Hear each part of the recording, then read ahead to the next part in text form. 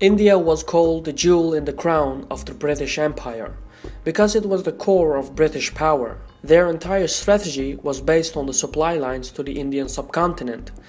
And it was in this period that Vladimir Lenin famously said that India was the supply depot of humanity. He may have exaggerated on that, but it does show the importance of India. The Indian subcontinent, which includes not just India, but also Pakistan and Bangladesh, is one of the most ancient places on earth. In fact, the Indus Valley located in Pakistan is one of the birthplaces of civilization. The Ganges river system in northern India is an extremely strategic river system, comparable to the Mississippi River in the US. And the Ganges Delta, located in Bangladesh, is one of the most fertile lands in the world. The subcontinent is home to more than 2,000 ethnic groups, unified by their religions and common values, and manifested in 3 independent states. The largest of those countries is India, which has a growing economy that ranks among the top in the world. Its population numbers around 1.2 billion and is still growing. But what shapes India and how does it work?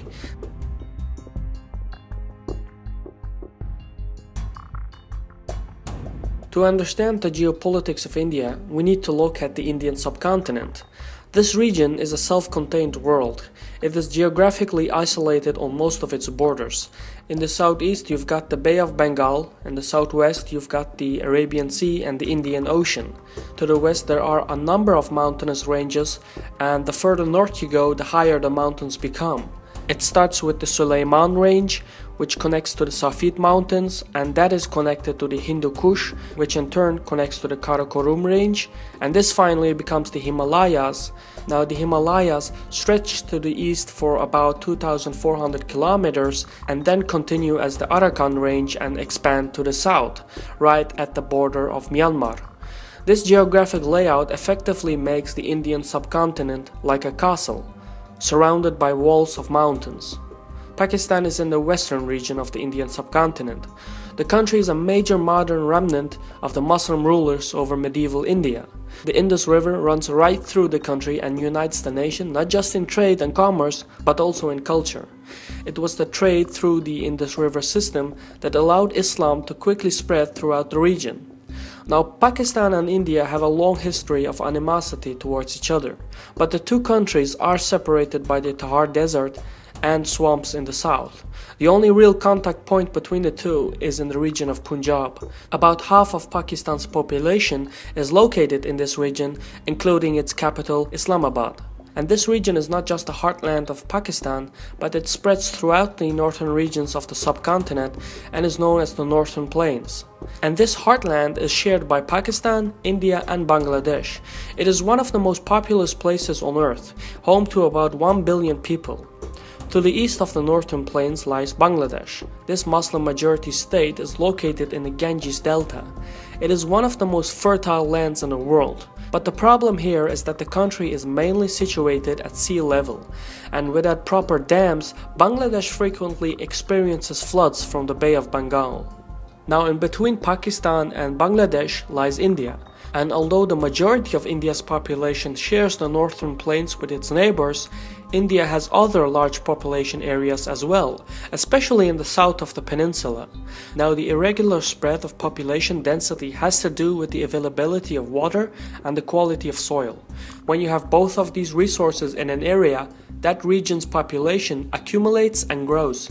That's why all of India's major cities are centered around the river systems of Ganges, Brahmaputra, Narmada, etc. It is this diversity of rivers, lands, and populations that allowed for the development of distinct cultures like the Punjabis, Gujaratis, Marathis, Tamils, Bengals, etc. These ethnic groups formed their own kingdoms, and historically the Indian subcontinent was highly fragmented. The internal political boundaries that existed shifted continuously and dramatically, and the reason for this was simple. Other than a few large rivers and the Thar Desert, the subcontinent had no geographical barriers, and this allowed for armies to quickly march to the enemy's base and to quickly establish a new kingdom, and in a short time that kingdom would just as quickly be conquered by another kingdom. and this went on for centuries. This divided landscape created opportunities for foreign powers to divide and conquer India, and that is exactly what happened. Between the 11th and 18th century, India was ruled by Muslims. The most famous of these were the Mughals. Now, the Mughal emperors were very efficient in their rule. They did not use force to conquer India. Instead, they took advantage of the disunity and made coalitions with the native powers and slowly expanded their influence. This form of soft power projection was based on the fact that the internal resentment between Indians was much greater than their relations with the outsiders. This strategy worked so efficiently that when the British arrived, they adopted as well. The British stationed a very small force in India in comparison to its size. The truth is that the British didn't really conquer India, they just managed the internal conflicts to their advantage. Even the modern Indian government governs in the same way, and this is one of the fundamental problems of India: the authority of the government versus the autonomy of the states. This is not a country of one culture, one language, one ideology. India is unique and has its unique problems. That being said, Indian nationalism is very strong and it counters the separatist tendencies. But the lack of a strong central government prevents economic growth and doesn't allow for reforms. India is officially a republic, but it works like a federation, and in some cases even like a confederation. Some Indian states just don't want to cooperate with other states, and this hurts the country's infrastructure, agriculture, resource management, etc. It is this kind of federal governance that holds India back. But the country also faces other political issues. Apart from the Pakistan-India hostilities, modern India has faced limited external threats. Its two other neighbors in the north, Nepal and Bhutan, pose no risk. On the other side of the Himalayas lies China, and this is where it gets complicated. Many analysts say that India and China are potential rivals, but the reality is that their power projections are very limited. China's main population centers are surrounded by buffer states like Inner Mongolia, Manchuria, Uyghurstan, and Tibet. This means that the core of China is invulnerable to a land attack, and that is what makes Tibet such a sensitive and strategic issue. If Tibet were to become independent, it would ally with India, and then India would be a significant threat to China. And that's why New Delhi has for a long time supported the Dalai Lama and the Tibetan independence movement.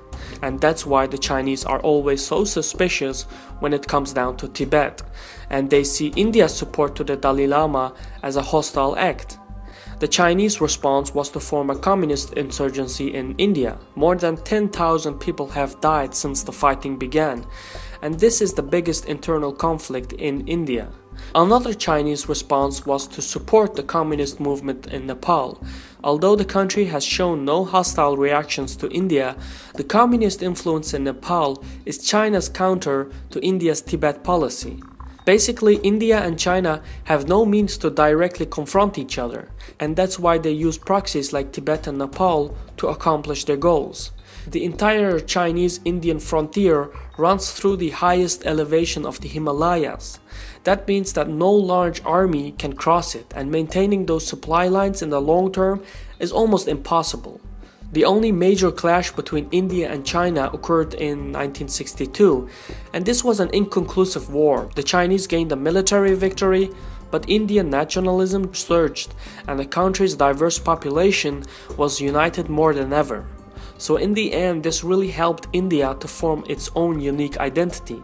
One more territorial dispute between Beijing and New Delhi lies in the northeastern state of Arunachal Pradesh. Now, this dispute has never really escalated, but it does show the vulnerabilities of India. If China manages to form a strategic partnership with Bangladesh, just like the Chinese-Pakistani partnership, then India will be facing two external threats on opposite sides. And that is why India is so suspicious when it comes down to the expanding Chinese naval influence in the Indian Ocean. Also important to note is that the Bangladeshi front may actually be more dangerous to India than the Pakistani front, because between the Chinese-backed Nepal and Bangladesh lies the narrow corridor that connects the bulk of India with the Assam region. If Bangladesh, Nepal and China joined up, they could manage to cut the Assam region from the rest of India. and things would only get worse from there. Bangladesh is located on the Ganges Delta and is very close to the Indian heartland. Things become even more complicated if you take into account that a significant amount of ethnic Bengali people live on the Indian side of the country, known as West Bengal. In the past, there have been proposals of a unified Bengal, but none of them succeeded. Still, the very idea of a greater Bangladesh strikes at the very core of India. The Chinese-Indian rivalry doesn't end there. Perhaps the biggest ongoing issue is connected with Kashmir. Now, this conflict has a lot of emotional and symbolic elements, but the strategic element is quite simple. The more lands Pakistan controls in Kashmir, the stronger and deeper Pakistani-Chinese relations will become, and in the long term this poses a significant threat to India. So that's why India wants to control all of Kashmir, as to cut off the Pakistan-Chinese partnership and render it obsolete. So Kashmir is critical to the long-term strategy of both Pakistan and India. As for Indian power outside of the subcontinent, that is simply not worth it. Most of the neighboring regions are sparsely populated with insufficient resources like water and fertile land, and thus cannot support a larger population. So that's why India has not demonstrated any appetite for power beyond the subcontinent. These potential security risks bring us to the national interest of New Delhi. India's geopolitics is based on the geographic elements. First, the country needs to make some serious political and economic reforms. It needs to reduce the gap between the rich and the poor, and it needs to counter the communist insurgency and restrict the Hindu right wing. India also needs to find new resources to sustain the growing consumption. The country also needs a more efficient form of bureaucracy and government rule. Aside these issues, India needs to develop a much better navy, because a centralized Indian state will have to protect its sea trading routes and prevent any kind of invasion from the sea. And to do that, they need a strong navy, one that can compete with the Chinese. Now, this is going to be an extremely expensive investment, but one that India urgently needs. But India also needs formidable land and air forces to secure its borders. The geographical barriers is the first line of defense, and once those are breached, the northern plains will be quickly occupied by an external power that will cripple India. So the country needs to acquire more advanced military technologies, and yet it needs to be discreet about its military strength. Also, India needs to forge much closer relations with its neighbors. The best way to accomplish that is to accommodate Bangladesh and Pakistan and develop good relations based on trade and development. One thing that India can do to help Bangladesh is to build dams and other hydropower projects. This would lay the foundation of long-term strategic relations and give no reason to Bangladesh to ally itself with China. As for Pakistan, New Delhi can try the diplomatic road and repair its relations with Islamabad and find a step-by-step solution to the Kashmir conflict. But this is an unlikely scenario, because if India wants to eliminate the Chinese influence, then India needs to control Kashmir and cut China and Pakistan from bordering each other. So Pakistani and Indian relations will remain tense. If India manages to overcome these issues, it will turn into a stable, prosperous, and formidable regional power. This was a Caspian report by me, Shirvan. Thanks for watching, and Saul.